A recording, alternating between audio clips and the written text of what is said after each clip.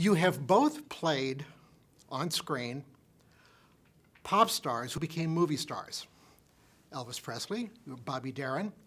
You didn't do impersonations of the men, but you got to their soul. You played the soul of the characters, which is evident with you now as Richard Nixon. Was that important to the director, not try to do an impersonation, but just go for something different? Yeah, well, I think there's a previous version of this story that was committed to film, or at least to television. That was much more outlandish and caricaturish, and so we thought, well, that already exists, so let's do something else. The character Jerry Schilling that Alex Pettyfer plays in the film, we really wanted his endorsement, and his support. And he said, well, I've been dying to see someone make a little bit more serious depiction of my friend. And so I really was inspired by Jerry's desire to see that. Tell me about working with Liza Johnson. She did such a great job directing this.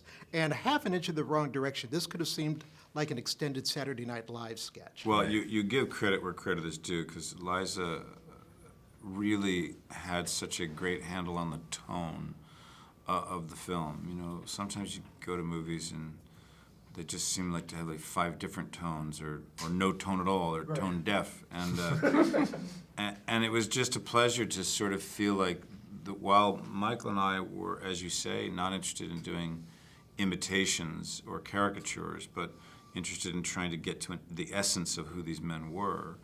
But also that even as crazy as the circumstance is, we're playing it seriously. But it's funny. I mean, it's just this side of Dr. Strangelove.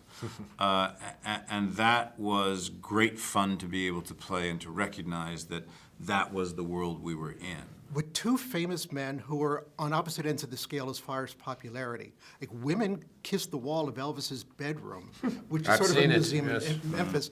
And Nixon was so unpopular with American youth that he was coaxed into doing an appearance on NBC's Laugh-In to warm him up. That's right.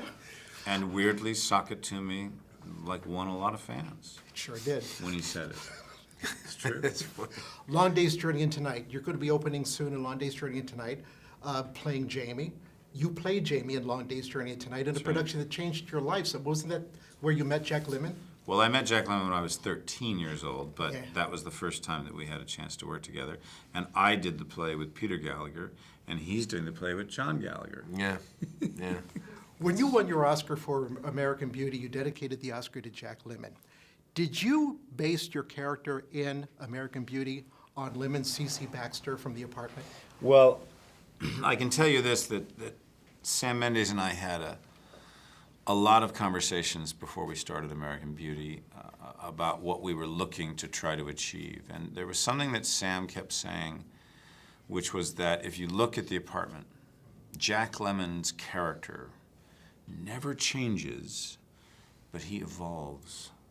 And Sam wanted to achieve that same thing with Lester Burnham. He never wanted them to change, he wanted them to evolve. And so we watched The Apartment many times to try to figure out what those things were that Jack was doing. And so I dedicated it, not just because he was my idol and he was my friend, and he was a man who put his hand on my shoulder when I was 13 and told me that I should be an actor, that I was born to be an actor, but in specific because that particular performance in The Apartment stands out as a huge shelf from which I stood on when I did American Beauty.